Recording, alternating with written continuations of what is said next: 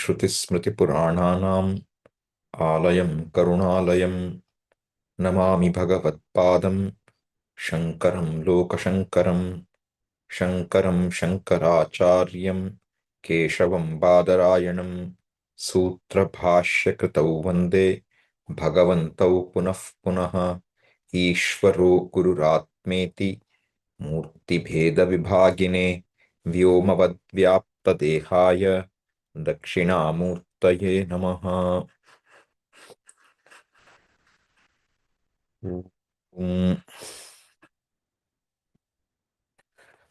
सर्ववेदान्तसिद्धान्त गोचरं तमगोचरं गोविन्दं परमानन्दं सद्गुरुं प्रणतोऽस्म्यहम्।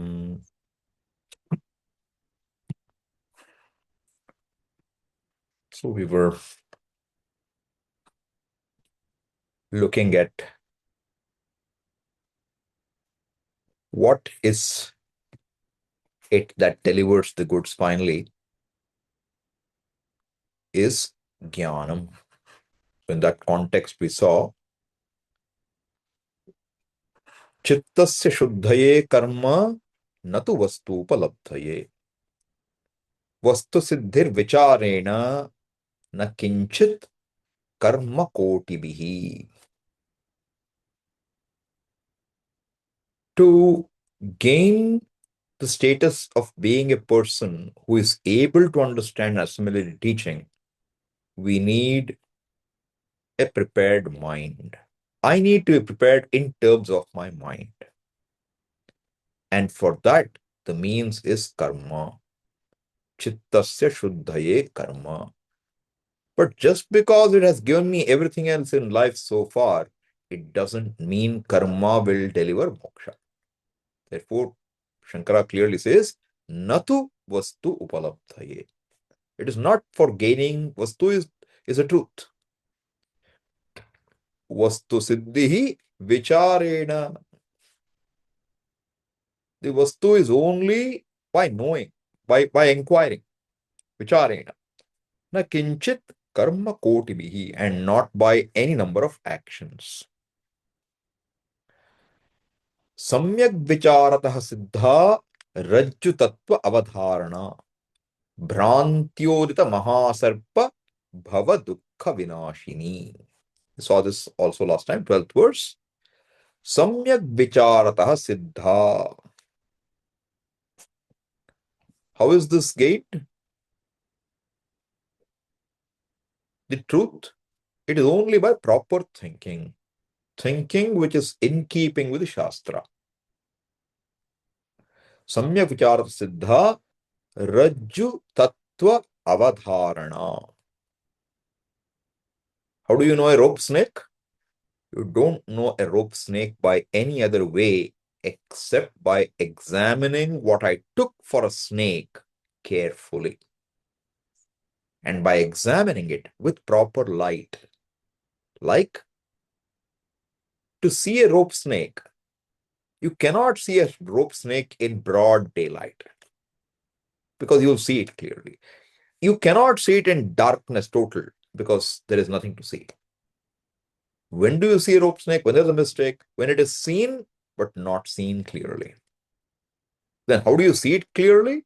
Only by examining it carefully with more light. Because the problem there is light. Light stands for pramana, knowledge being brought in to bear on it. Bhrantyodita mahasarpa bhava dukkha vinashini. And when examined and known as the snake is not a snake, it's a rope, all the thoughts, the anxieties that came along with the thinking that I'm confronted by a snake leave. They all go. So what does he say? Arthasya nishchayah drishtah vicharena hitoktitah na snanena na danena pranayama shatena va. Arthasya nishchayo drishtah vicharena.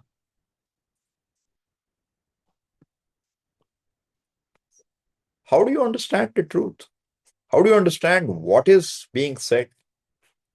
Nishchayaha is a clear conclusion, determination of the truth. How is it gained? It's only by vicharena, only by inquiry. Inquiry means you need means of knowledge. You cannot do an inquiry without a means of knowledge. And what did he say next? Na snanena, na danena, na pranayama shatena va. Swamiji, I have taken a bath in the Kumbh Mela 4 times. Wonderful. Snanena.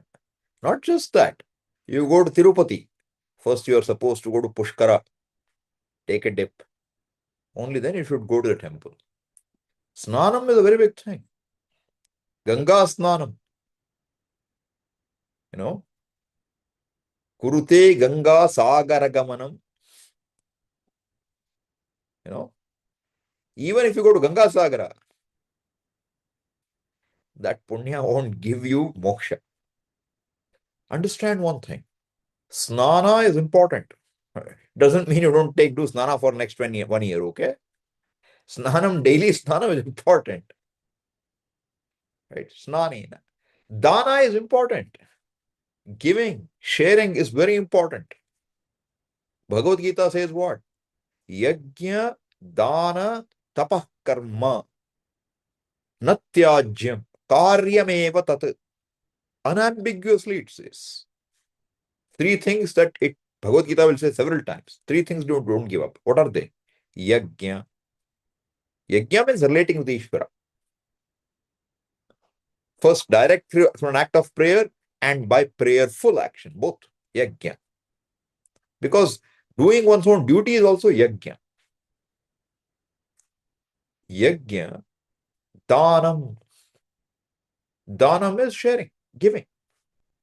Sharing is a more common word nowadays. Giving is the ancient word. Share is I keep my thing and I give you some. Danam is you give. Sometimes give recklessly. That is not what I'm saying we should do, but giving is reckless at times. Danena. Yajna, dana, tapaha. Discipline. These 3 are non-negotiable. Kartavyam karma. They must be done by everybody. Natyajyam. Karyameva tat. Why? Yajnadana tapah karma pavanani manishinam. They purify a person. Then how come Vivek Chudamani Acharya is saying, na danena, na snanena, na danena, na pranayama shatena va. See the context. See, suppose you want to know, E is equal to MC square. How will you know it? By doing snanam or danam? Suppose you want your child to learn you want to learn, okay? You take the child and give it a bath in Prayagraj. Will it know e? On its name, you make a huge dhanam. Will it know? It may create all the punya needed for a very good vidya abhyasa for a child. But is there a way to know except by study in that case? So understand. Or I say, you just want to see what is in front of you. Close your eyes and keep dipping in the water. Will you see? It doesn't mean dipping in the water didn't do anything useful. I told you, snanam to us is, Ganga snanam is very important. And it's a great punya. Dhanam is also very important. Pranayama is tapas. Okay? Pranayama is not just 1 time or 3 times. It is to be done as a discipline. It's also very important. Then what do we mean? We are trying to say even exalted karmas will not give you moksha. Because moksha is only by vichara. Why only by vichara? Because you're already free. You want to gain freedom by doing something, you cannot gain it. You cannot gain what is already yours by karma. You have to know I am already free. And to know I am already free, I have to examine what is the truth of myself. What do I take myself to be? Is that the truth? If that is the truth, then there is no way by knowing I will get freedom. And if that is not the truth, if I'm already free, there is no way I'll get freedom by doing something. So you should know the context of Vivek Chudamani.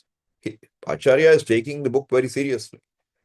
He only wants to teach Vedanta. He does not want to tell you anything else. Therefore, where should your attention go? Not to anything else, but only to Jnanam, to the exclusion of everything else.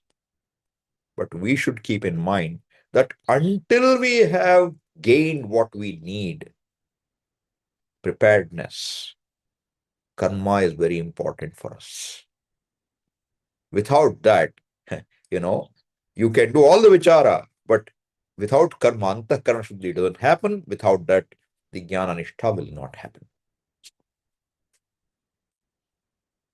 So I am stressing that because I feel that's what we will miss otherwise. Because it looks very nice that I will drop everything, I'll only study, won't do the job. You have to do something. Okay. So what does it say?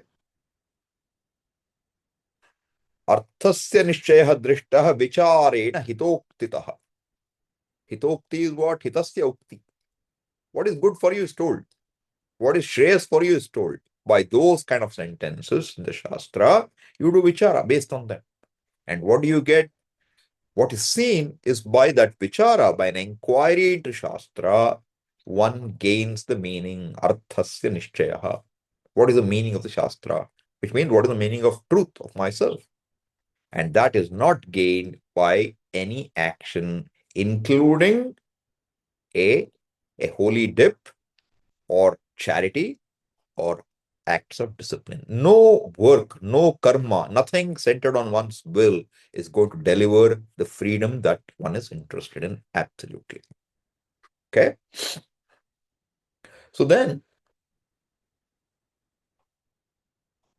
we will look at this for a minute. Okay. We will look at verse 15. We'll come back to 14. You can chant after me. अतो विचारः कर्तव्यः अतो विचारः कर्तव्यः जिज्ञासोरात्मवस्तुनः जिज्ञासोरात्मवस्तुनः समासाद्य सिन्धुम् समासाद्य सिन्धुम् गुरुं ब्रह्मविदुत्तमम्. गुरुं ब्रह्मविदुत्तमम्. So now we see what we saw, the importance of vichara, samyak vichara, right? So it started here. Vastu siddhihi vicharena in verse 11. Then we saw what? Samyak vicharatah siddha. Then we saw what? Vicharena arthasya nishchayah drishtaha. So inquiry has been stressed as the means. Okay. Then this verse is saying what? Ato vichara kartavyaha. Ataha. What is ataha? Therefore. That therefore does not connect as well with this verse in my view. Therefore, I went for verse 15. Okay. Ataha. That ataha has to connect. Ataha vicharaha kartavyaha. Kartavyaha means it is to be done by one who is interested in moksha. It is to be done. Ataha, what is to be done? Vicharaha, inquiry. By whom? Jigyaso. By a jigyasu. Ataha, vicharaha, kartavyaha, jigyaso. By a jigyasu. Who is a jigyasu? One who has understood that What I want is an absolute freedom from the sense of lack. What I want, my purushartha, my goal is freedom. Freedom from whatever I don't like. A freedom which does not depend on time, place, or any other aspect. A freedom which is totally independent of anything else. And having understood this is what one is seeking. Why? Because I am always seeking to be free from one thing or the other. See, whenever I seek something, I am seeking a freedom from what I don't want. Since I am always seeking, therefore, what I am really seeking is a constant, unwavering freedom. And if what I'm seeking is that freedom which doesn't come and go, which is always there, it cannot depend on anything else. And if it must always be there without depending on anything else, either I'm already free or it's a pipe dream. If I am already free, then any amount of action is not going to solve my problem, because a person who takes himself to be limited will do a lot of things, and that will only make the limited person happy for some time in a situation. Because the freedom I'm seeking is assuming that I'm not free already, assuming this body mind identity. Therefore, the person recognizes that what I'm seeking is freedom, and that freedom is not possible by an action through karma phala, because anything gained in time will be lost in time.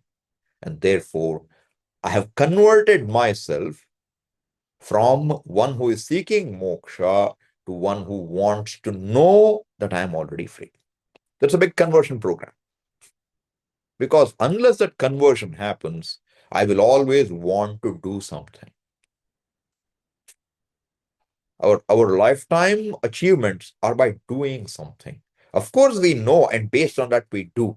But knowledge is like recipe, and doing is what really gets it. This is how our life has been.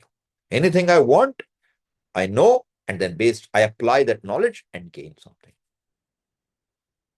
Never is knowledge useless, but knowledge is only a means to be able to do what I want to do. Knowledge is not the end in itself. Knowledge is a means. But now, in this pursuit of moksha, knowledge is not just a means, and the end is not a karma. The knowledge itself is the end. Not the knowledge like I know a pot. That knowledge will not give me freedom. The knowledge that takes away the knower, knocks out the knower. How do you knock out knower? By seeing that the knower and the known are both manifestations of one reality, which I am. This is a very different kind of knowledge. But yet, for want of a better word, it is a knowledge. You have to knock out the ignorance, not about an object, but about myself. I take myself to be a knower, a doer, an experiencer. And until I'm a knower, doer, experiencer, what I don't know will always overwhelm me. That knower status, doer status, experience status means I can only know, do, or experience one thing at a time. That's what is given with this body, mind, sense complex. Even if you are given 100 dishes to eat in a buffet, you cannot taste all of them at once, okay? You have to take one thing at a time if you want to really know what each one tastes. And if you want to know something again, you can't know all of them together. You have to know one thing at a time. So that knowing and doing for us is a sequential activity. It's not a It's not a simultaneous activity. That kind of a knower makes me limited. Now, what do we want? We want freedom from limitation. And what is that freedom going to be gained by? By knowing that the presence in which knowing happens, that presence which is the knower, that presence I am, an awareful presence I am. That is what is the knowledge we're talking about. And the ignorance about that, taking myself to a knower, doer, experiencer, is what needs to go. And that knowledge is to be gained by inquiry. Therefore, for a person who has discovered that this freedom is only by knowing the fact that I'm already free, he has gone from being a mumukshu, one who's desirous of freedom, to a jigyasu, one who is desirous of knowing the truth. And by that person, and what is he desirous of knowing? Atmavastu. Atmavastunaha jigyaso. So the knower of what? Of Atmavastu.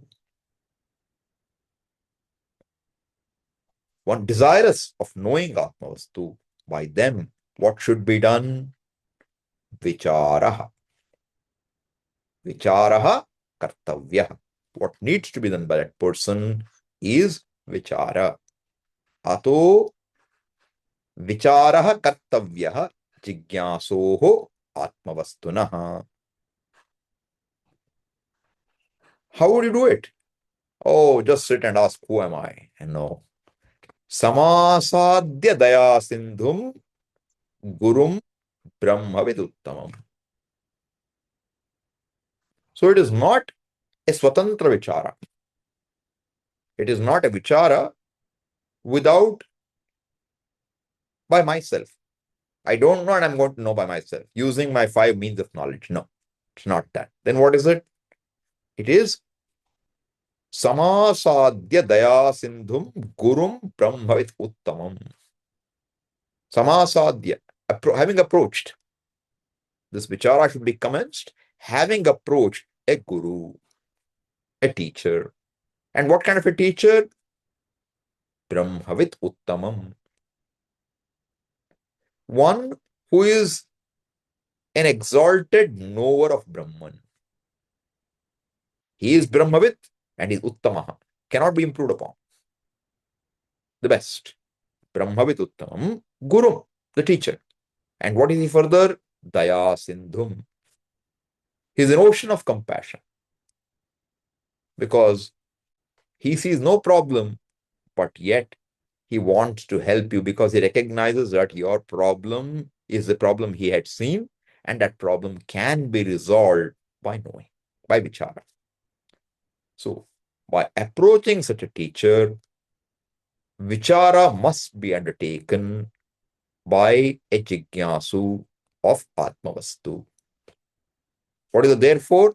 Because vichara alone is the means for freedom.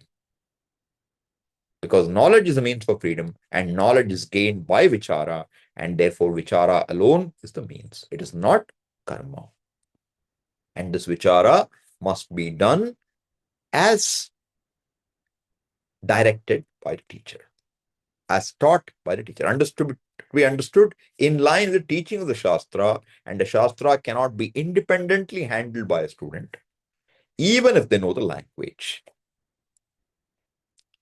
So Shankara says, in some place, he says that swatantriyena, by oneself, this shastranveshanam na kartavyam, should not be done. Then how should it be done? It should be done with somebody who is sampradayavit, who knows the teaching sampradaya. Sampradaya is the method of teaching. With such a person alone, the teaching must be undertaken. Because a lot of time we think that just like, if I know the language, I can know things. I want to learn Sanskrit so I can study by myself. That idea, you should water down a little. Even if you know Sanskrit very well. Shastrajnyaha api, Samskritagnyaha api, Swatantriyena Brahmanveshanam na kuryat. Even by a person who knows language very well, may know Tarka Mimamsa very well, by such a person also, Shankara says, that person, by even such a person, a very well-informed person, this Brahma Vichara, the Atma Vichara for moksha, better not be undertaken by oneself. Why? Because it is not just language. It is the handling of words to understand what the words have to reveal.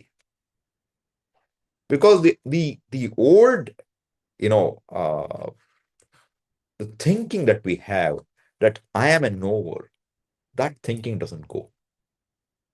With any number of teachers, with any number of books you read, any try to understand, the idea that I'm a knower and there's something to be known doesn't go easily. And you have to let the teaching knock out the knower. And that is very difficult to happen if you study, if you read. So you have to let it happen by surrendering to the pramana. Surrendering means here, surrender is not to a person. Surrender is the means of knowing. What do you mean by surrender? So if you want to feel,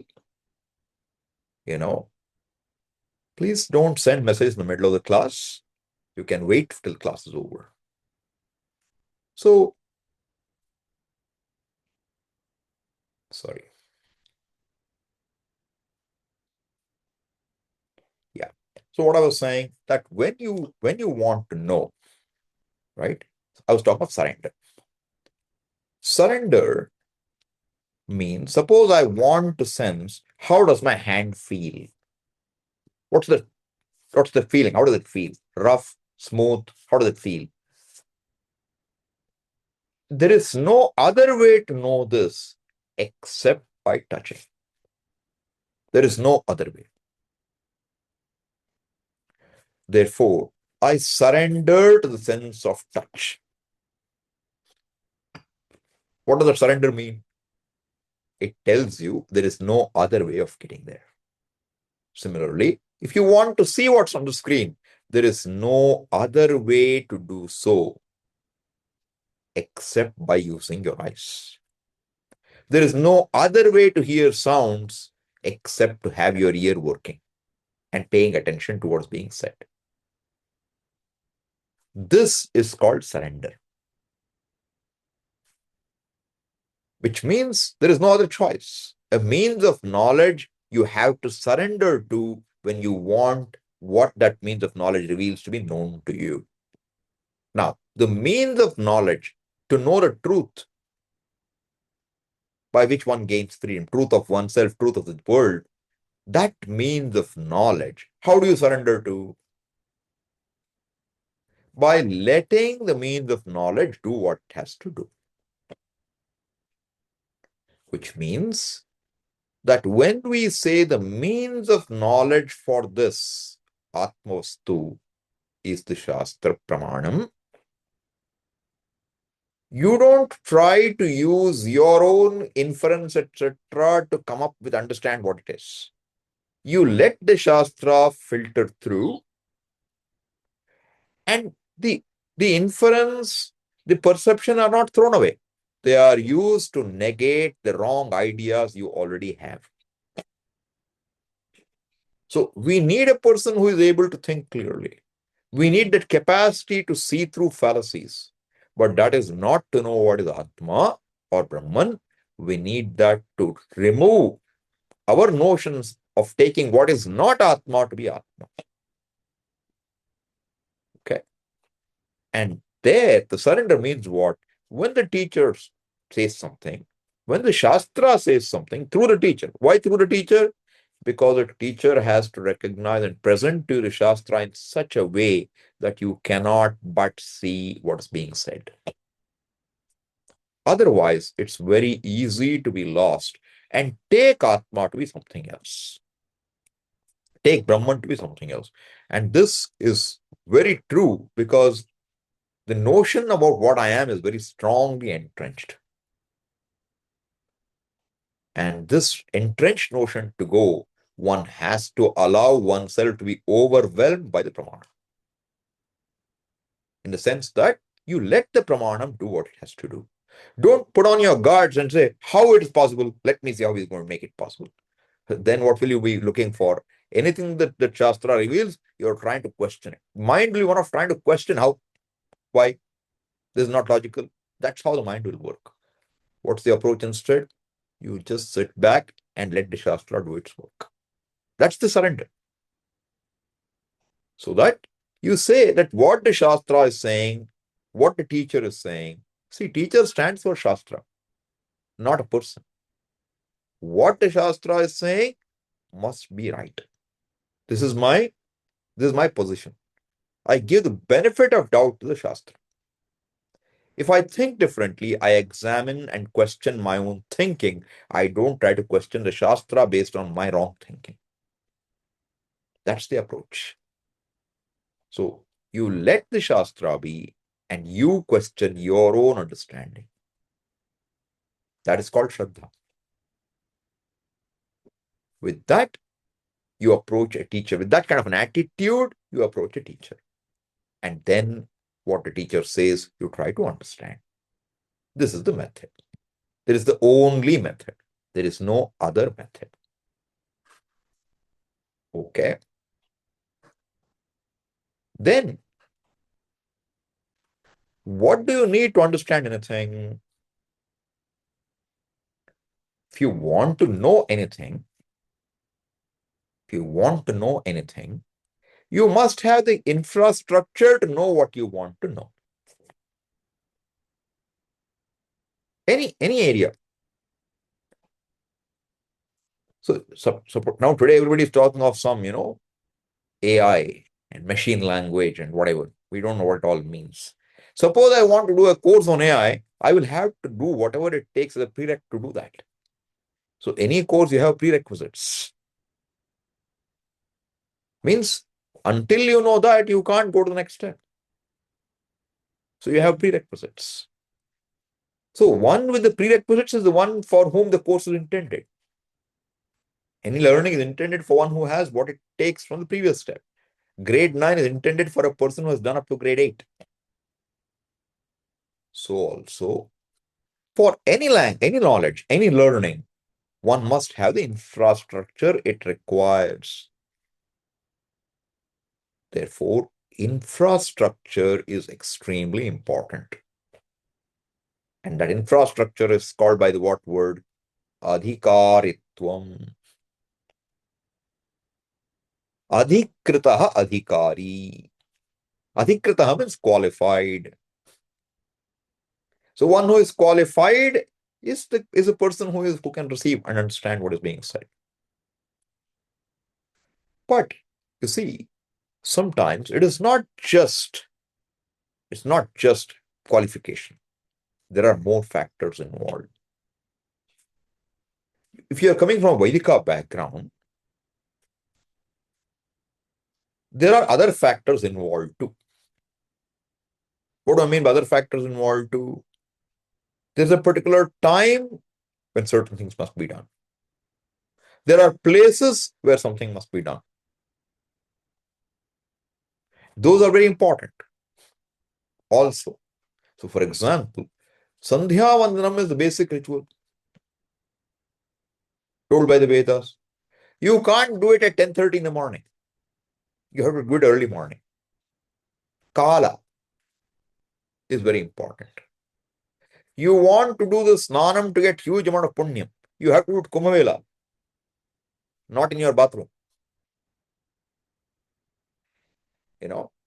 Your bathroom is great for snanam. Gange Chamane Cheva. You can say all that, but it is not Kumbh equivalent. All right. When the tithi, when the right day comes, is when you have to do the obsequies, pitrakarma, shraddham. You can't do it any day you want to do. Right? Therefore, this desha, kala, etc. are also very important. You are qualified, but you have to do at the right place at the right time. You cannot do Agnihotra when you're born. You have to get married first. Without being married, no license to do Agnihotra. And Agnihotra is the beginning point for Vedic rituals. Therefore, that qualification is there. But the kala that you're married, that kala, so to say. Therefore, there are a lot of factors like this. It's not one thing. So what Shankara is trying to say now in a verse is, look, what is the most important thing in this pursuit right now?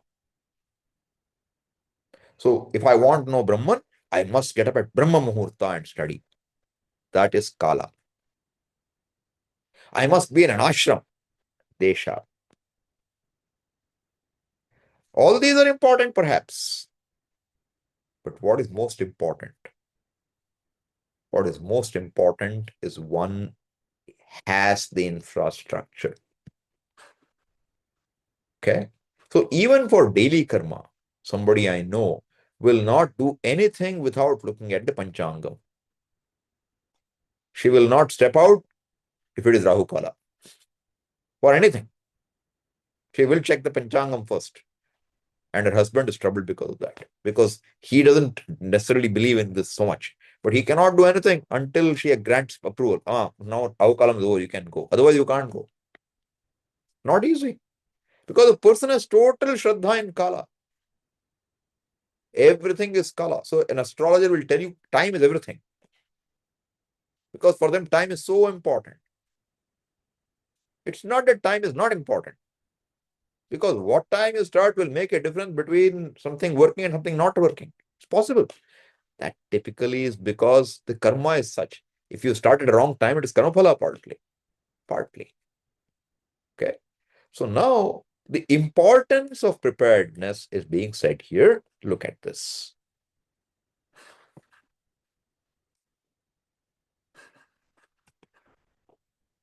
Adhikarinamaashaste अधिकारिणमाशास्ते phalasiddhirvisheshatah फलसिद्धिर्विशेषतः upaya deshakaladhyah उपायादेशकालाद्याः santyasmin sahakarinah. सन्त्यस्मिन् सहकारिणः Adhikarinam ashaste phalasiddhihi visheshatah adhikarinam ashaste. Phalasiddhi. Phalasiddhi means what? Phala is outcome, result. Phala here is freedom. It's not phala iva phalam. It's not really phala. Because not a karma phala. Okay, jnana phala. Phalasiddhi. The gaining of the outcome, desired outcome, visheshatah. What is the most important? What does it expect? Adhikarinam ashaste. Its primary requirement is that the person is having the necessary infrastructure. I'm using the word infrastructure for adhikari. Having one who has the infrastructure is called adhikari, okay? What is that infrastructure? We have to still see. We have seen it to some extent, but we'll see it in more detail. Adhikarina mashaste phalasiddhi visheshataha. Visheshena. That's what it means. Tasil pratyaya in tritiyartha. Visheshataha. See, if you what is the most important thing? Is it my being qualified, or is it that I'm doing it at the right time, or I'm at the right place? Swami is enough to be at the right place at the right time. For a lot of things, you just have to be at the right place at the right time. So here, Shankara is saying that won't do. What is the most important thing? That one is prepared. One must be an adhikari. Adhikarinam ashaste phalasiddhi visheshatah. Then, what about other things? upayaha deshakaladhyaha. Upaya, facilitators. Upaya can mean a means. I'm saying facilitators. Okay? Desha kaladhyaha. Desha, kala, anything else that can help you. A supportive family, you know. So it's a useful thing to have in any pursuit, you know. Enough resources to live without trouble, useful. Good health, useful. Who's for any pursuit, it's useful, right? Upayaha deshakaladhyaha santi asyam sahakarinaha. In this pursuit of the knowledge for the sake of moksha, adhikaritvam is the most important thing. Everything else are secondary, are helpful, but not the primary. So, so basically, you have a lot of rules. So this rule can be looked at more from, from perspective of karma kanda, if you see, those all become very important. There also the adhikari is necessary, but you may highlight other things too. Okay, so it says in a human life alone you can do certain things. So human life becomes an important aspect. Time for doing becomes an important aspect. Like I told you, there are verses in the Vasante Brahmano Agninadadhita. Vasante, in spring season one has to do something. So one of the acharya gives you certain, commenting acharya gives certain things, which is there are other factors you can look at. But all these will be more relevant when you're doing karma kanda, not for this jnanam.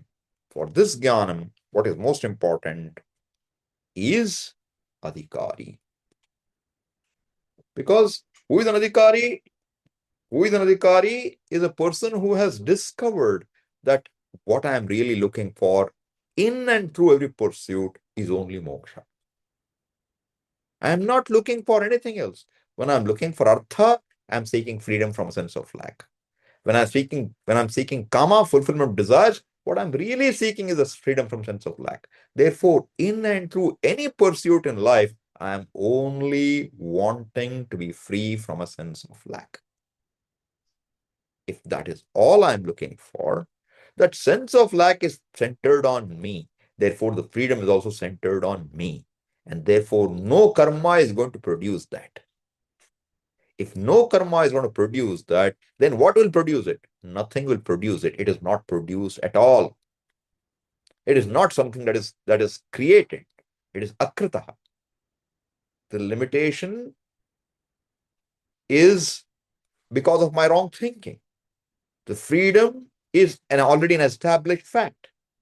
And to gain that freedom, I have to see the fact for what it really is. Therefore, any amount of doing will never give me that absolute freedom. What I'm really looking for is only that freedom, and that freedom is not something that is centered on my will. If this is clear to me, what is my interest in will-based karma? My interest declines or goes.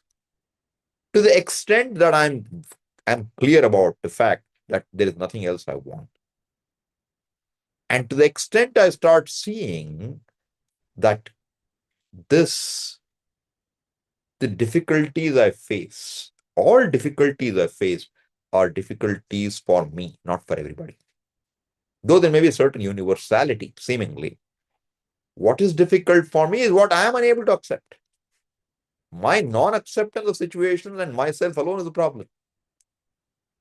And that non-acceptance, because I have a need, I have concluded I have a need, I have concluded I'm a person who is needy. When a particular need is met, I feel I have become free from that need. And momentarily there's a break from a sense of want. That break makes me conclude, yes, this delivered the goods to me. It made me freer. So every time somebody gives me a pat on the back, I feel good about it. Therefore, I look for situations where I will receive a pat on my back in different ways. How was the food? Good. I feel good. How's my dress? Good. I feel good. How did I sing? Did I sing well? Wonderful. I feel good. I think this is not the right thing. Yeah, we agree with you. I feel good.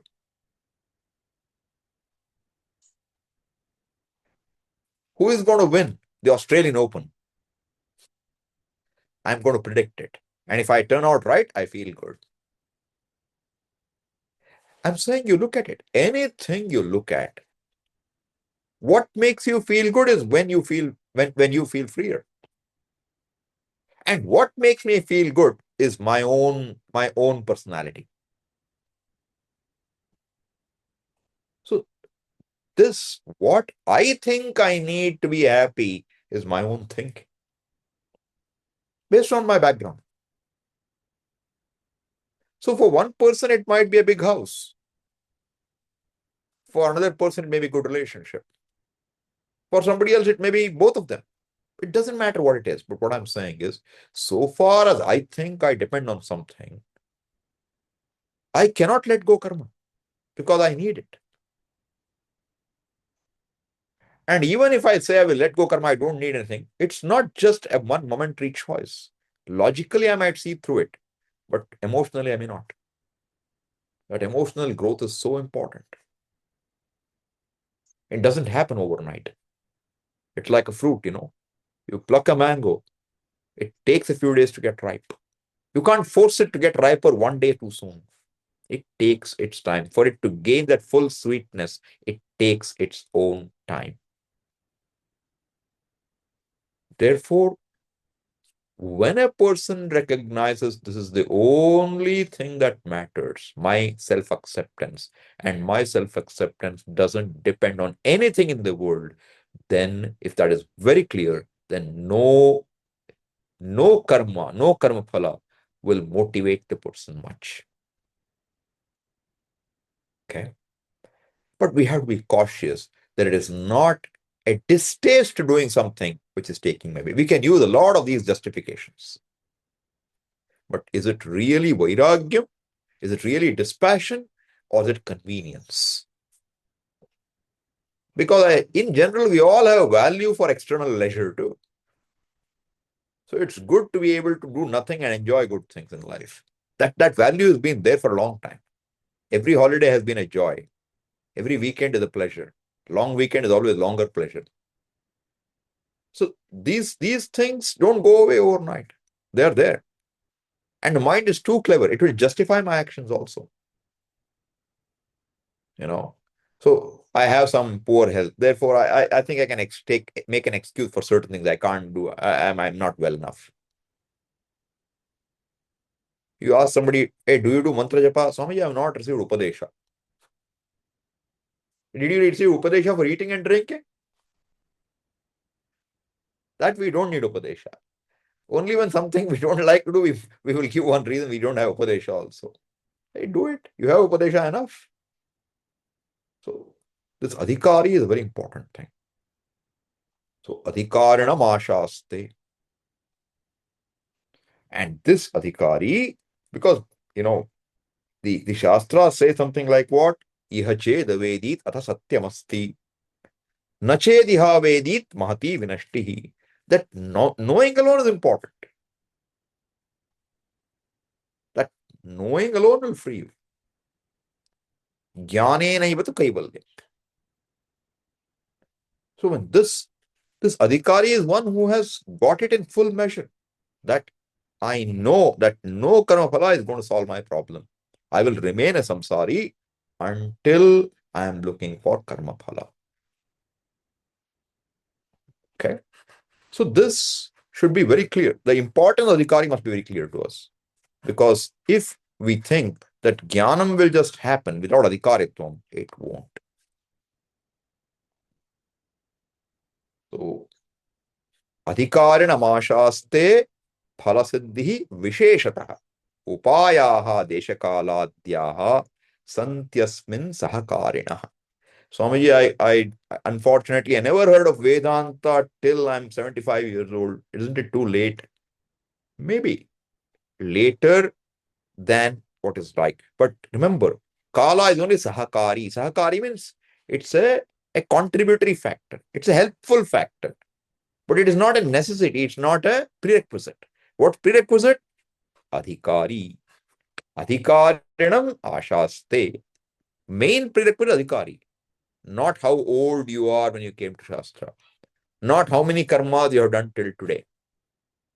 Swamiji, I have lived a life of, of, of adharma all my life. When will I come out of this? No. Krishna will say that even if you just got this clarity now, you're good. You're good enough. Because if the clarity has come to you, you will just drop everything. One can drop everything overnight. You hear of such stories. See, we also like to be in that category, wherein one event and everything changes in life. But I don't think it's the norm. Like you will hear of Anguli Mala, this person would kill people and he would take one finger and add it to his garland. And he wore a garland of people's, dead men's fingers. And when he is accosted and he's made to see that it's not worthwhile, he suddenly becomes a sage. Or take Narada teaching Valmiki. Valmiki is a highway robber. He goes and threatens people and takes their money. And Valmiki tells him, hey, you're doing a lot of papa. Your papa will weigh you down. And then what does the person say? No, I do it for the sake of my family.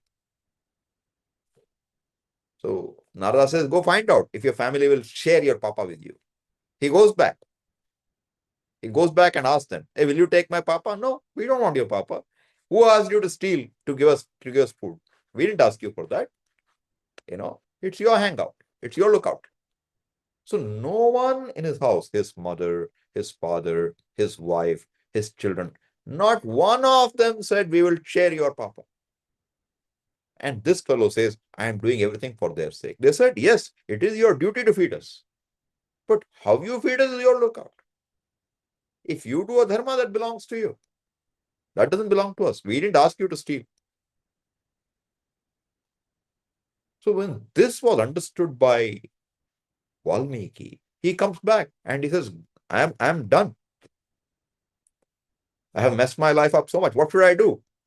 Just do Ramanama Japa. That will take care of you. So he stands there and starts doing Ramanama right there. And when Narada is coming that way again, he finds anthills there and he's hearing through the anthill the sound, Rama, Rama. What's going on? He removes the anthills, there's Valmiki. Now, we may also receive Upadesha several times. But how many of us will become Valmikis? It doesn't happen like that. Okay, I'm saying this is a good story to highlight something. That even, api sarvebhya papakrittamaha.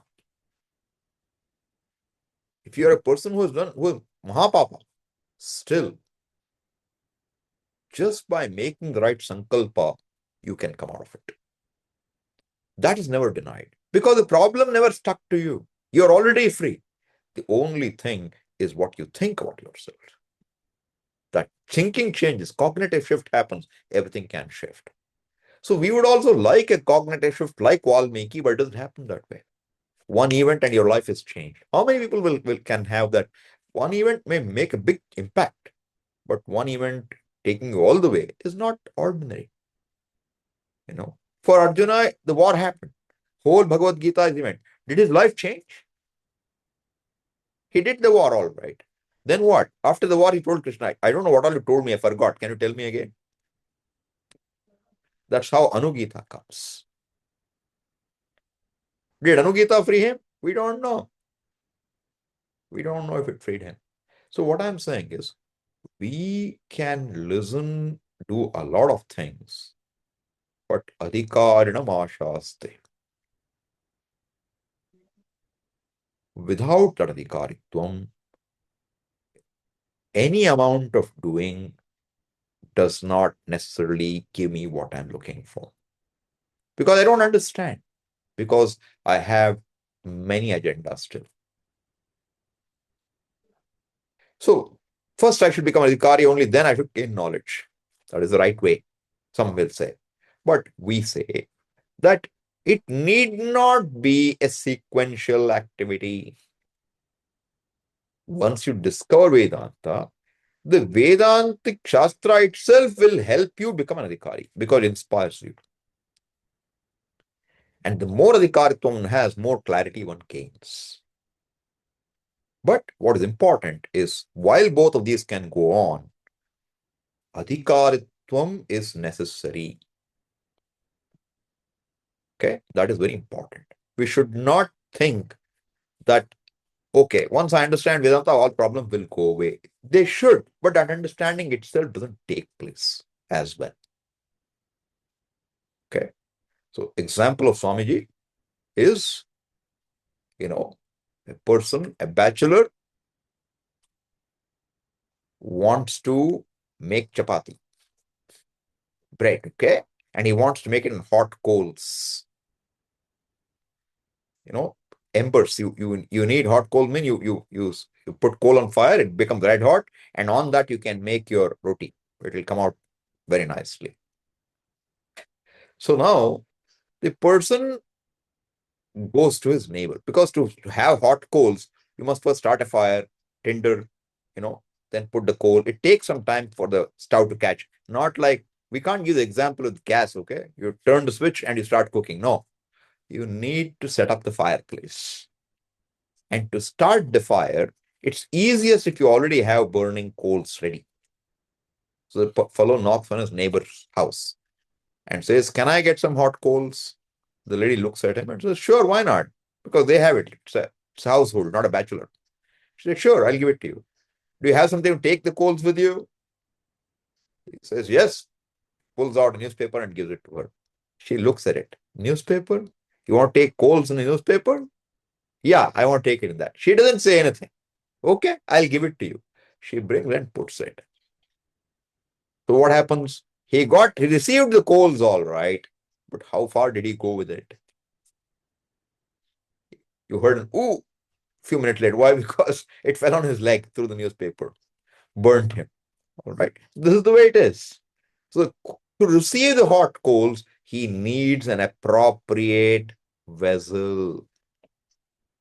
Otherwise, he will receive it all right, but it won't go too far. Same way, to receive the knowledge, we need an appropriate container. If this is newspaper, then you know what will happen. Won't stay there. Therefore, to gain that preparedness is very important. Adhikarina mashaste phalasiddhi visheshata. Every other factor is what? Sahakarina. Swamiji, we are married, grasthas. Sahakari karana may be missing. May be missing. I'm not even saying he's missing, okay? Because for a grahastha, it looks like, Swamiji, I'm a grahastha, therefore you're so lucky. You went straight to sannyasa from brahmacharya. But some sannyasi may tell you, you know what? Because I didn't get to grahastha, I never got adhikaritvam. I didn't know how to bend. Therefore, grahasthashrama is also very important. Raising two kids is not a joke. You have to learn a lot. You learn how to manage your likes and dislikes. I don't like pets at all, but my daughter loves pets. What can you do? You learn to keep a pet, though you don't like it. And in time, you fall in love with the pet yourself. That is growth. Not easy. No one can make me do that. Because I am an independent person. No, I will not keep a dog. Over. It's not one instance like this. There must be so many instances like this, which happen for a grahastha. Because you have one kid, it's one matter. You have two kids, you have to resolve the fight between two kids. And both kids are okay. You know neither of them is wrong. You understand them both some level. You see your kid is crying for something and you know it's not good for the child. You don't want a kid to cry, but you don't want to give what is not good for the child either. How do you manage to do it? How does a mother manage to do it? There's a lot of learning involved. She has to accept the child. A 4 month, 6 month old infant cries for everything. You don't know why it's crying. Anything happens, it cries. How do you handle it? It can't even tell you what's wrong with it. It can't tell you my stomach is aching or head is aching. I don't know how pediatrician figures out and what they figure out. He also hears the child crying. What else will she know? But I guess we feel better we've taken the child to a pediatrician. So, but the point I'm trying to make is that child is crying is a fact. It's a fact. And you are too concerned, especially first time mother, very concerned. Second time, first two children are over, third children, she know already. Arey, aisa chalta hai. They cry like this, it's okay, nothing will happen. They'll be okay. But the first child always more concerned, more tense. And in modern days, very much more concerned. Because you have seen too many things, on newspaper, on news, etc. And you have joined some WhatsApp groups also to tell you what to do. There must be groups like that, I'm assuming, okay? So the point is, I'm saying, in and through the process, we have to grow. In fact, growing up with a few siblings is not easy because there will be competition, there will be rivalry. And you have to learn to put up with all that. That teaches you how to live. So don't think that, Grihastha is a bad situation to be in. Brahmacharya is a better situation. Need not be. Need not be. So Swamiji would say, Chakkani Rajamargamu, the right royal road is you go from Brahmacharya to Grihastha, Grihastha to Vanaprastha, Vanaprastha to Sannyasa. That's the right royal road. What's wrong with that? Nothing is wrong with that. Except that we should grow in each phase. Birthday should be celebrated not for aging, but for growing. So each year you examine, what is my growth plan for next year? That's useful. Aging will happen anyway. Whether you like it or not, you will become 75 years old soon. So that doesn't take any effort. What takes an effort is to grow. And this growth doesn't happen by chance. It requires an initiative. It requires that to be my value, that I want to grow. I might be hypersensitive.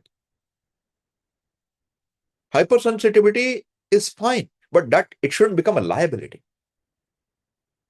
I'm very sensitive. Therefore, you have to carry me in buckets every time.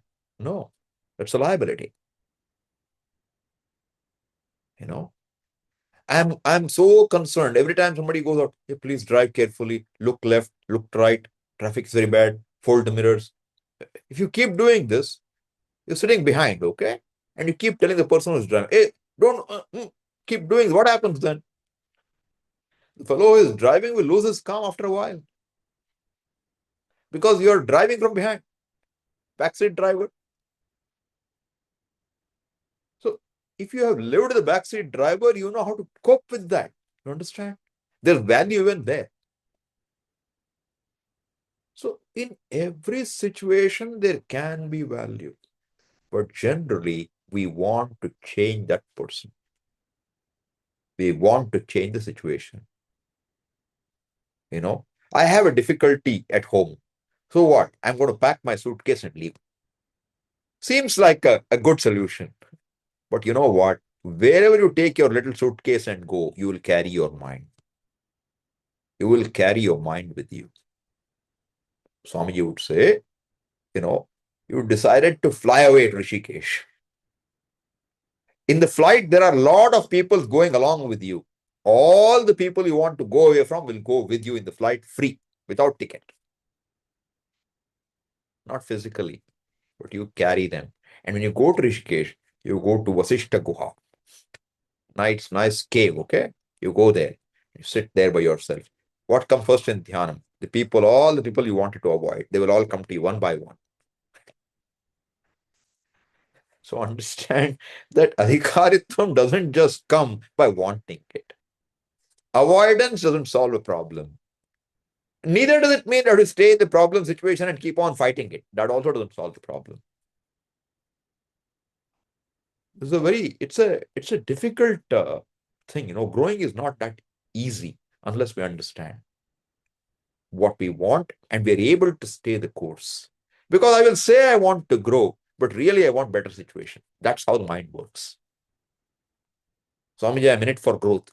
But then anytime a growth situation comes, I want to run away from it. It's not easy. I'm saying all this because I feel these are all very real, okay? Listening to Vedanta is the easiest thing comparatively. Because who doesn't like to listen to Vedanta? You are wonderful, you are Brahman, you are Sachidananda. It's very nice, okay? But you have to live with a mother and a sister and a father. And they have their own lives. And they have their own fights too. And every day you have to put up with it. You can't walk away from there. It's the place you have. That's the only place you have. You have been kind to keep others with you. Where will you go? You have to live with them. Otherwise, you have to start all over again. Find a new place, trying to set up a new infrastructure. You also don't want to do all that because even if you go there, something else will happen. One house will have a very nice, park next to it. The next house you go, you might have a marketplace. So I'm just saying to you, spending time on this because I want you to understand that adhikaritvam is not easy. One must have value to grow into adhikari, and that to keep that value in sight also is not easy. Because the easiest thing is life goes smoothly for me. I want to hear what is nice, what is auspicious. Bhadram pashyema. May I look at what is auspicious? Who wants to see inauspicious things? Nobody does. And by seeing or being through difficult experience, one doesn't necessarily grow. One only grows when one makes you that situation to grow. Otherwise, situations only age me. They don't help me grow.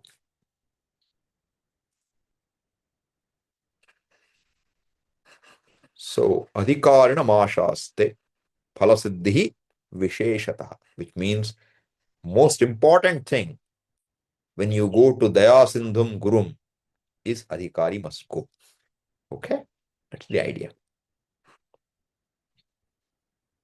Okay. So we saw this. Ato vichara kartavyah jignasoratma vastunah samasadhya daya sindhum gurum brahma viduttamam. Now, who is adhikari?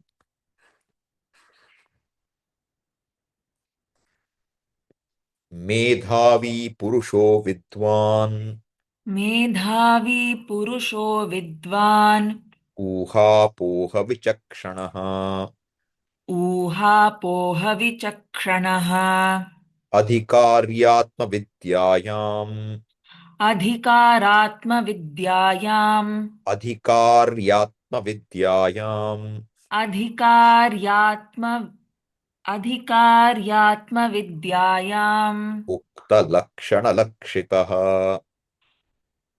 उक्तलक्षणलक्षितः विवेकिनो विरक्तस्य विवेकिनो विरक्तस्य क्षमादिगुणशालिनः शमादिगुणशालिनः मुमुक्षोरेव हि ब्रह्म मुमुक्षोरेव हि ब्रह्मा जिज्ञासा योग्यता मता. जिज्ञासा योग्यता मता. So, Medhavi Purushaha Vidwan Uhapoha Vichakshanaha Adhikari Atmavidyayam Ukta Lakshana Lakshita.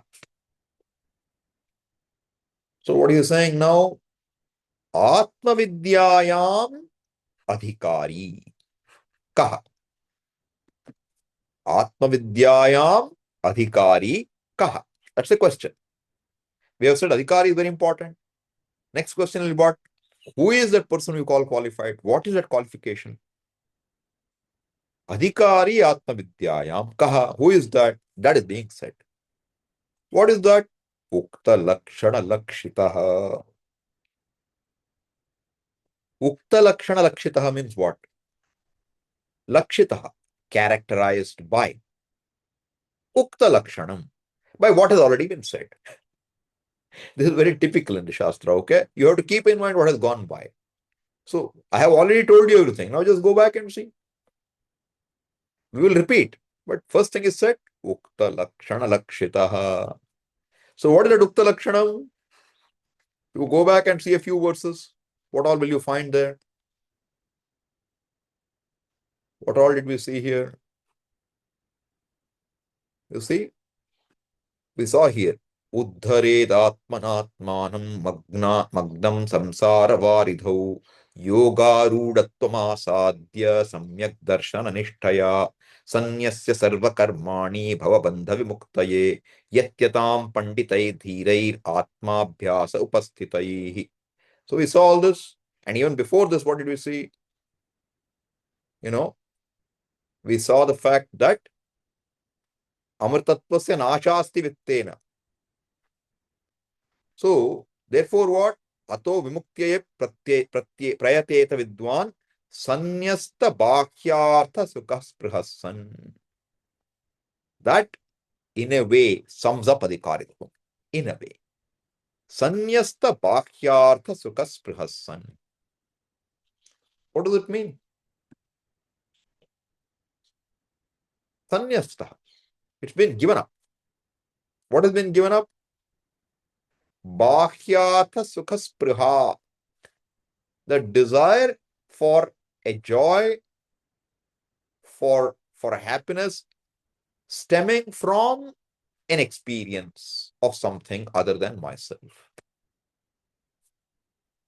If I say I am not looking for any happiness, any comfort stemming from an experience, which means I no longer am seeking an experience, and neither am I trying to avoid an experience. Take both sides. One experience to make me happy, and I want to avoid certain experience which will make me uncomfortable. Both you have to bring in. So my whole life is what? Seeking right experiences, avoiding undesirable experiences. This is our life. We are all experience hunters. So if this is what I'm interested in life, what my whole life be? Trying to align myself to find the right experiences and avoiding the undesirable experiences. And in that pursuit, what is the means? Karma. Karma is the means. Because I cannot avoid situation unless I do something about it. Therefore, when I have arrived at a point where I know that my comfort really does not depend on an experience. My comfort is my truth. It's myself, really. Otherwise, if there's something called comfort, if there's some package called comfort, everybody would buy it. And what makes me comfortable today doesn't make me comfortable the next minute sometimes. When you look at a person with trust, everything the person does, you justify and you feel that everything the person is doing is right.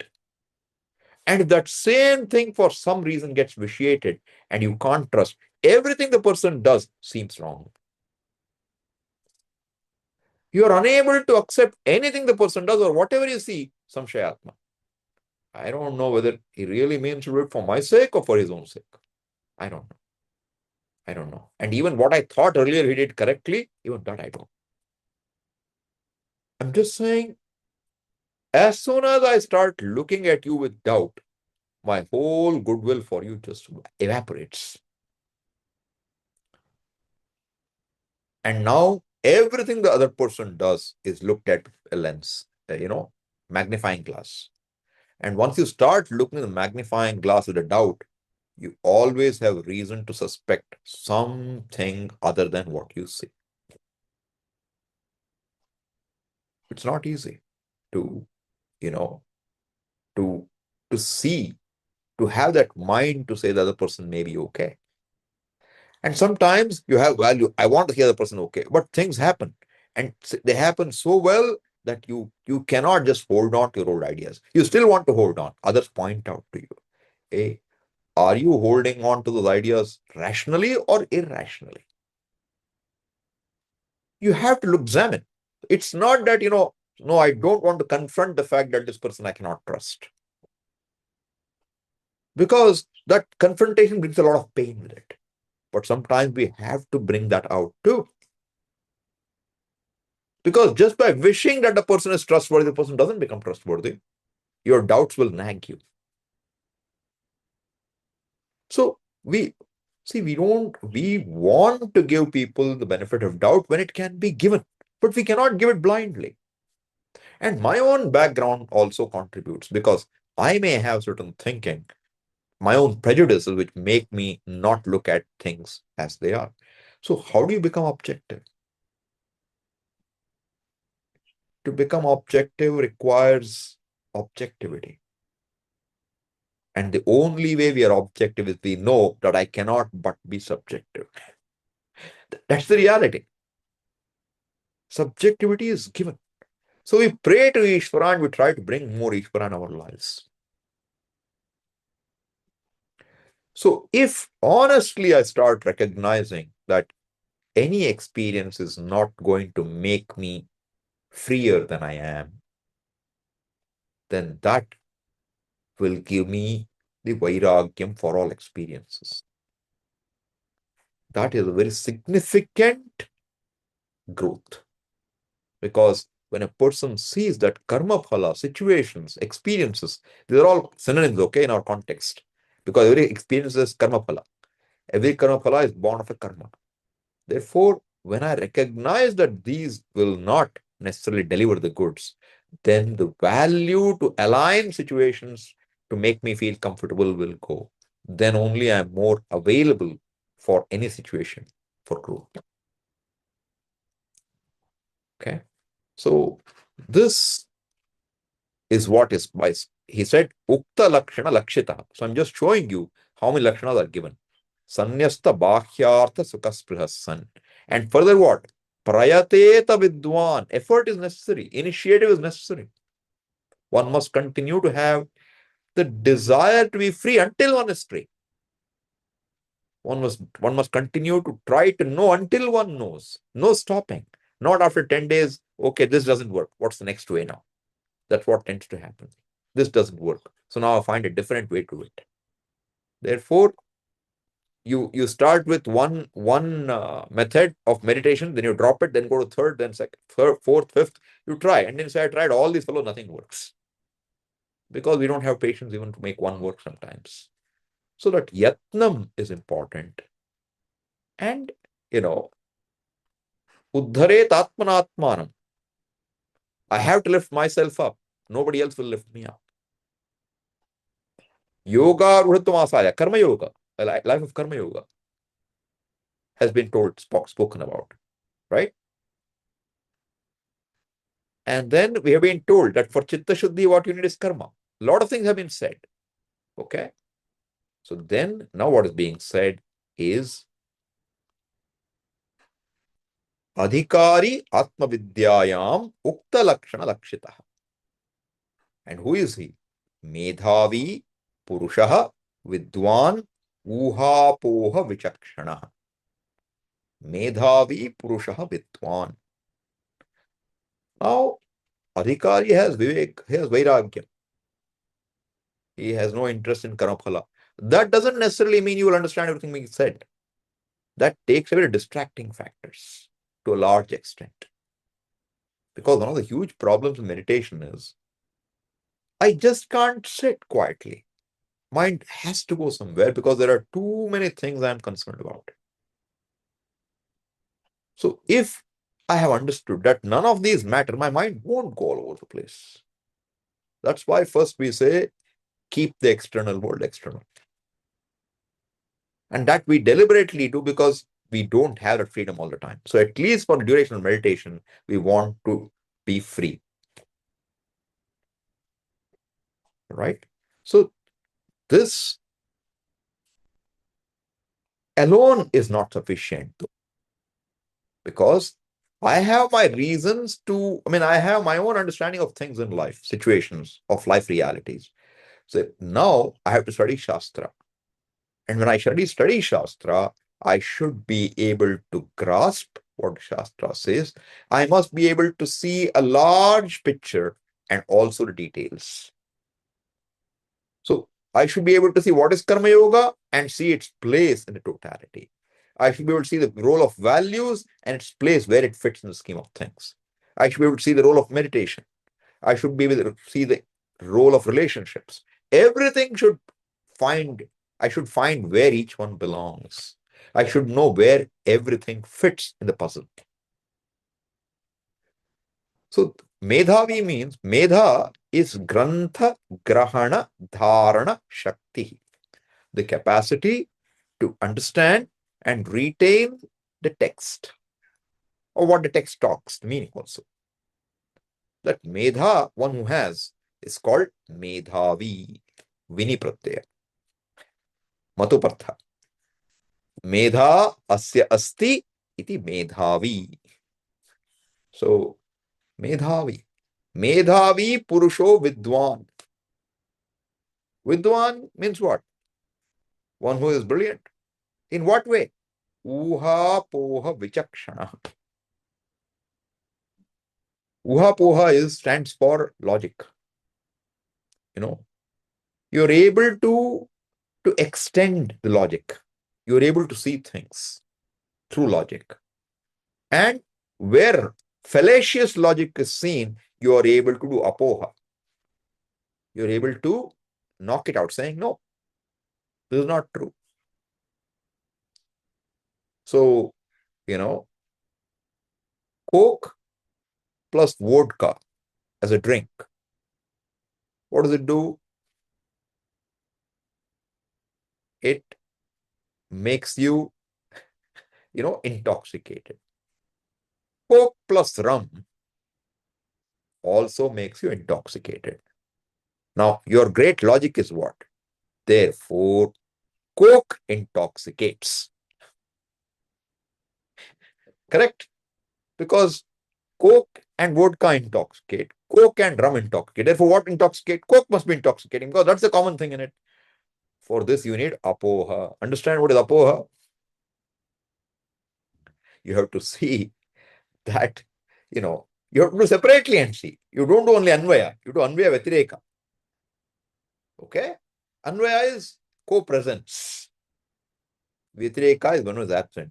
So, when Coke alone is taken, does it intoxicate? That's the proof. It doesn't. Then what intoxicates? Now you should know. Vodka and rum intoxicate, not Coke. That is called uha. Uha poha vichakshana. Okay? You have to understand. Logic has to be used properly. I told you last time, right? That a doctor wants to tell a person alcohol hurts. So what did he do? He put some live worms in a glass of alcohol and show how the worm is dying. And what the fellow says? That is why I take alcohol. You can never convince that person that alcohol is bad for him because he will find reason why it's good for him one way or the other. So if that is your greatness, that you can be sure alcohol is good for the worms in your stomach, you are a different kind of vichakshana, okay? But what we need is uha poha vichakshana. One is able to see, logically see what is correct and also negate what is incorrect. So suppose I have been saying, like, there are a lot of people who will say this, Swamiji, I am an honest person. I do my prayer every day. All right. I don't do anything wrong. I take care of people. Okay, that's enough. What else is required in life? Nothing is required per se, but moksha won't come from that. That's for sure. It may come in a later life, but finally, vicharena eva, na karma koti bihi. Therefore, when somebody says that, they have dharma, they even have some buddhi, but they don't use the buddhi all the way.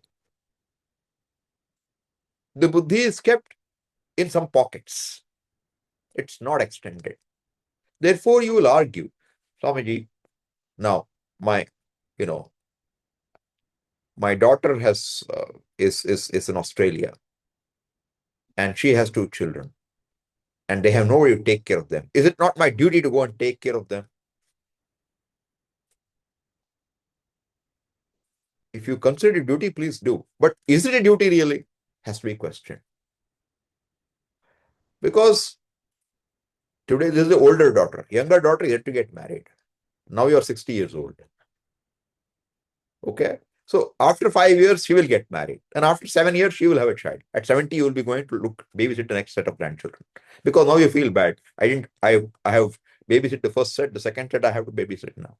I'm not questioning your need to do so. I'm just saying one has to examine what is one's duty. Because this is becoming common these days, wherein people want to do something for the family. It's good for the family. It's good for the child, definitely. But is it what you should be doing at 70? Is a question you have to look at. That question one has to look at for one's own sanity. Because then what happens after all this? After 10 years, 80, the person will say, I took care of all the grandchildren, I did everything, and now when I'm not well, nobody cares for me. This is the second side of it. No. So it's not easy. So I'm saying Uha Poho Vichakshana is not only about logic in Shastra, but it's even how to make choices in life. But here the predominance is Medhavi, one who is able to understand the Grantha and to be able to see what is the fallacy in other arguments. See, because the problem is what fundamentally? I think this is who I am. Who doesn't think so to start with? In the body, mind, sense alone, everybody has a sense of I. Is that not true? Now somebody comes and tells you that is a fact, and he gives you logic for it. He gives you a whole philosophy. Then you have to be able to see, is that philosophy correct or is there a flaw? Is there a flaw? If a flaw is pointed out, can you see it? If I cannot see it, then what he says will appear true to me. So all the philosophies are born of what? Are born of an attempt to solve the problem of human life. And we talk of Shad Darshana. What is Shad Darshana? In our own culture, we have what? Nyaya, Vaisheshika, Mimamsaka, Sankhya, right? All these are people. Vedanta. Vedanta is made one of the Shad Darshanas. So there are 6 schools of philosophy. Vedanta is one of them. Means what? You are as good as the rest. It's one more philosophy. Philosophy means what? You just keep speculating on something. That's not philosophy. And among them, Nayayika, Vaisheshika, Mimamsaka, Sankhya, all of them says what? They all say we take Veda as a pramanam. They all say Veda is the means of knowledge. Then how can there be 6 interpretations? One has to see. And why one interpretation is wrong, the other is right? Why not he is right, I am wrong? Swamiji, why do you say Vedanta is Siddhanta and not the other one? Why do you call it Purva Paksha? Why not we go with, Vishishtadvaitam? Why not? I respect those teachers greatly. Bhakti is what they taught. I have value, I have grown up with values for them. Why not we go with them as the right thing? Understand, knowledge does not depend on my emotions. Knowledge does not depend on anything except what is. But unfortunately, what is not something which is available for me just like that. So someone says, is bhakti not enough for freedom? I told you, bhakti. How do you understand bhakti? If by bhakti you mean just doing prayer, at one step I will say it's enough, because that prayer will lead you where you want to be ultimately. But whether it will happen now or another 5 lives from now or 10 lives from now or next life, we don't know. Because bhakti means what? Bhakti is not a thing. Bhakti is an attitude. Whether you're a sannyasi or you're a karma yogi, you need bhakti. You need to be devoted. But devotion isn't the last word. What is devotion? What is bhakti? You believe there is one Krishna. There was one Krishna. And as a child, he did so many things. And your let us say, I'm just making this up, okay? Let us say your altar is Bala Krishna. Child, Krishna is a child on four legs. You worship. It's wonderful, nothing wrong with that. But if you think that just by believing there was a Krishna and he did all this, and by doing, some lighting a lamp and doing namaskara, I will get moksha, that cannot be, because it is all karma. You remain a devotee, that's all. And in fact, many of them will pray for what? I rather be born as a grass in Vrindavana. That is my wish, on which Krishna walked. May I be a blade of grass. The value is to be a devotee. So may I never be free from devotion. It's a great prayer. But at the same time, a devotee is there only when there's something to be devoted to. If you have a choice, would you be Ishvara or would you be Bhakta? What would you like to be? No, Swamiji, I want to be Bhakta only. I cannot be Ishvara. I cannot be, or I don't want to be. No, it will be blasphemy. I cannot think of it even. Understandable. But that's assuming there is one Ishvara standing apart from you. Do you understand what is Ishvara? Or is it only a belief? If it's purely a belief, every belief is valid then. You can believe what you believe. I'll believe what I want to believe. And there's somebody who believes that there is one Ishvara who I worship, and everybody is not Ishvara. If you worship somebody else, that would kill you. That's also a belief. These beliefs have destroyed the world. Monotheism. One fellow says only there's one God in heaven, another fellow says there's God in heaven, my heaven, not your heaven.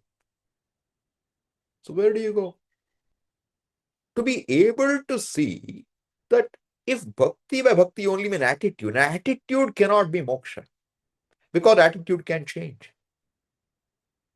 You prayed a lot, and what you prayed for, one small thing you didn't get. What will happen to your devotion? For a lot of people, it breaks. Because now they say, after all the prayer, he didn't deliver the goods. Useless fellow. Does he exist even? I don't know. That's what people think. Therefore, and then you say, where are you, Pa? You don't even listen to me. Where are you? Help me. Take me away. He doesn't come at that time. And when he comes, he says, give me one more day to live. He is confused. So what does bhakti mean? Swamiji, I observe every Ekadashi. Wonderful. Nothing wrong with that. That's tapas. Bhakti is required. I'm not questioning it. Please understand. But if you think bhakti can give you moksha, then what is bhakti? You have to understand clearly. Vivek Rudamani will say, bhakti is vichara, atma vichara. Then it is fine. Finally, any bhaja sevayam, bhaja means commitment. You have a commitment to something which you value. And you have to be able to evaluate and see whether the commitment is in the right place. If it is not, I must be able to change it.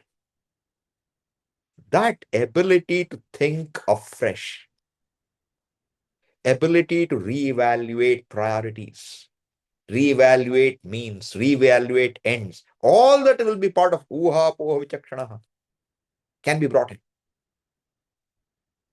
Therefore, it is not a blind subscription to an idea. You have to use your buddhi. You have to have initiative. You have to have shraddha. You must have bhakti. You must have the ability to see right from wrong, correct from incorrect, belief from fact. All this is necessary.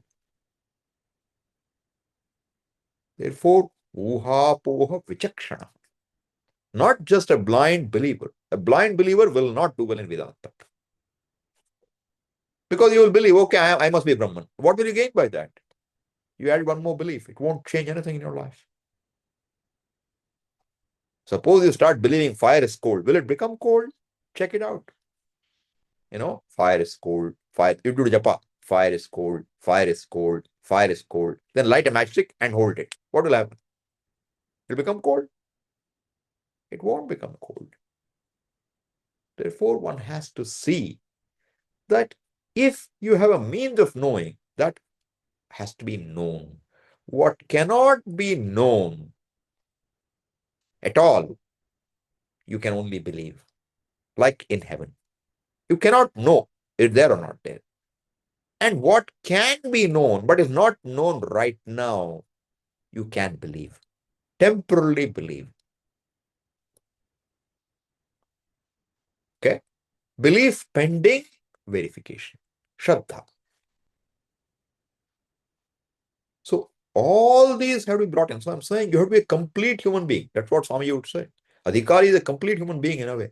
He has to have objectivity.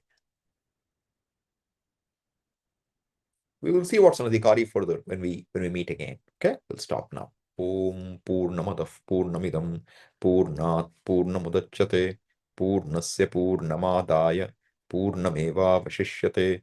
Om Shanti Shanti Shanti. Harihi Om Shri Gurubhyo Namaha. Harihi Om. Any questions? Namaste, Swamiji. Yes, namaste. You have a question?